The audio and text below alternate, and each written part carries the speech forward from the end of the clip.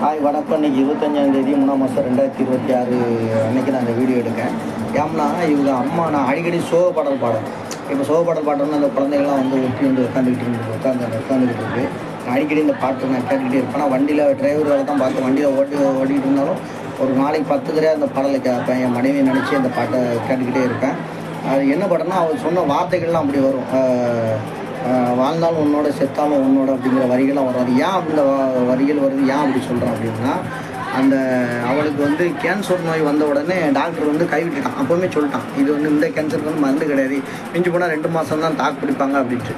அப்போ 2 மாதம் தாக்கு பிடிக்கணுன்னே அவளுக்கு தெரிஞ்சு போச்சு நம்ம சாவ போகிறேன்ட்டு. அதுக்கப்புறம் வந்து கொஞ்சம் பணங்கன்னு போட்டு பார்த்தீங்கன்னா 1 வருஷம் தாக்கு பிடிக்கும், அதுக்கு மேலே தாக்கு பிடிக்காதுன்னு அவன் அப்போவுமே அவளுக்கு தெரிஞ்சு போச்சு.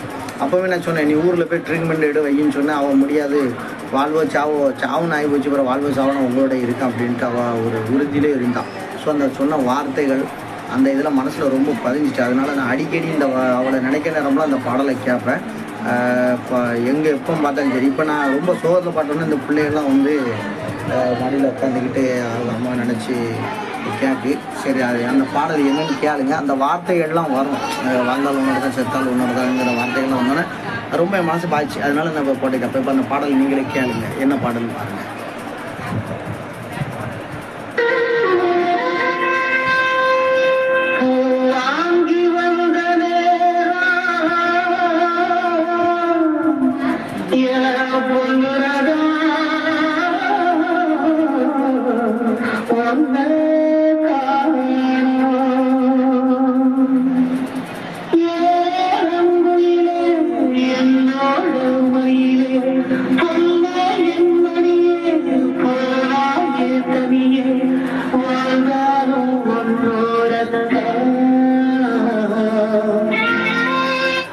இதுக்கு அடுத்த லைன் பார்த்தீங்கன்னா அது ரொம்ப என் மனசை பாதிச்சது. அது என்ன லைன் பார்த்தீங்கன்னா, வாழ்ந்தாலும் உன்னோட தான் செத்தாலும் உன்னோட தான் அப்படிங்கிற வார்த்தை. அதை அவள் அடிக்கடி என்கிட்ட சொல்லுவாள். நான் அடிக்கடி அவளை ஊருக்கு போய் சொன்னது இந்த வார்த்தையை சொல்லிக்கிட்டே இருப்பாள். அதனால் இந்த வார்த்தை எனக்கு ரொம்ப மனசு அப்படியே உயிரோட உயிரை பதிஞ்சிச்சு. அதுதான், அதனால் இந்த பாட்டை நான் அடிக்கடி கேளு.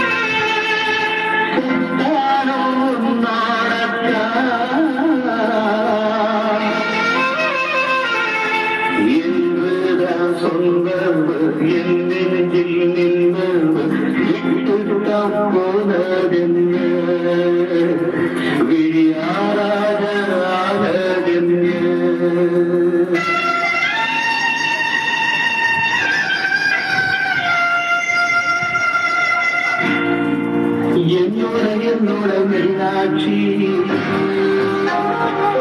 நீ சொன்னது என்னாச்சு? என்னோட மீனாட்சி, நீ சொன்னது என்னாச்சு?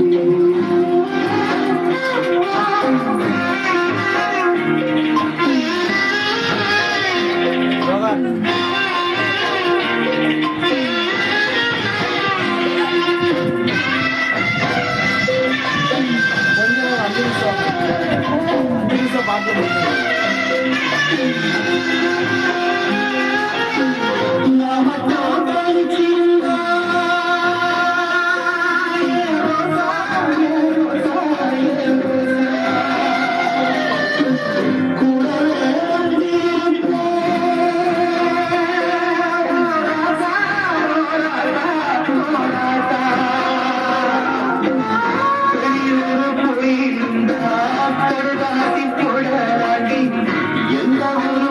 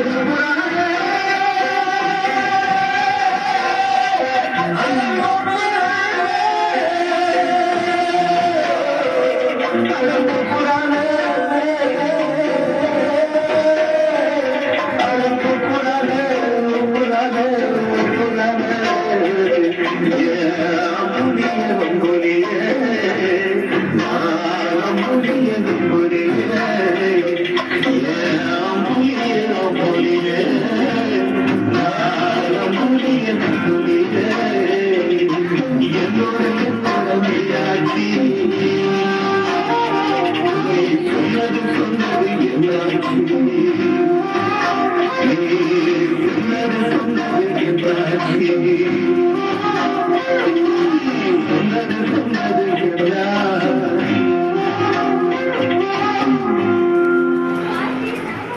இந்த பாடல் தான் நான் ரொம்ப விரும்பி கேட்குற பாடல். என் மனைவி நினப்பு வந்துச்சுன்னா அந்த பாடல் ரொம்ப கேட்பேன். ஸோ நீ பாடும்போது எல்லாம் குழந்தைகள்லாம் என் பக்கத்தில் வந்ததுனால அந்த வீடியோ எடுத்தேன், இல்லைன்னா அந்த வீடியோ எடுத்துருக்க மாட்டேன். அதுவும் கொஞ்சம் சோகமாக வந்து உட்காந்து பார்த்துக்கிட்டு. ஓகே, பாய்.